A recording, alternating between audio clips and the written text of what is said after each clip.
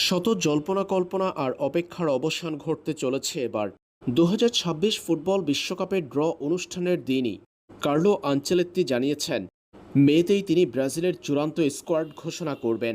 ফিফার নিয়ম অনুযায়ী বিশ্বকাপের জন্য ২৬ জনের চূড়ান্ত স্কোয়াড ঘোষণা করতে হবে ব্রাজিলের। জানা গেছে ১৮ মে চূড়ান্ত ২৬ জনের স্কোয়াড ঘোষণা করবে ব্রাজিল।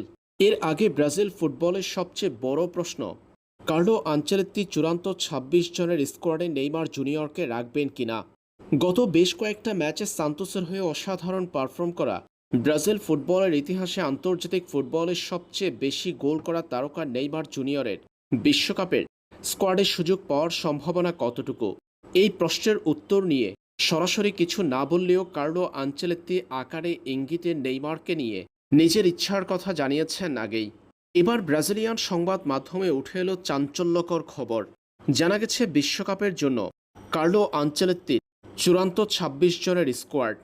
গত কিছুদিন আগে জানা গিয়েছিল কার্লো আনচেলত্তি নাকি ২৬ জনের মধ্যে ২৪ জনের তালিকা চূড়ান্ত করেছেন, বাকি দুজন এখনও বাকি।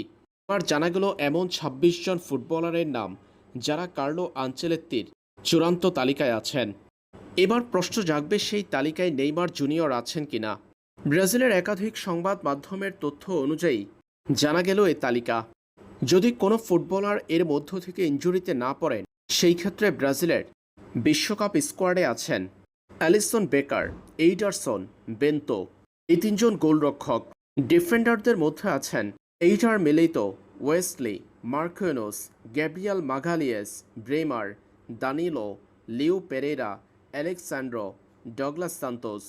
মিডফিল্ডারদের মধ্যে আছেন Casemiro, Fabinho, Bruno Guimaraes, Danilo, Lucas Paquetá.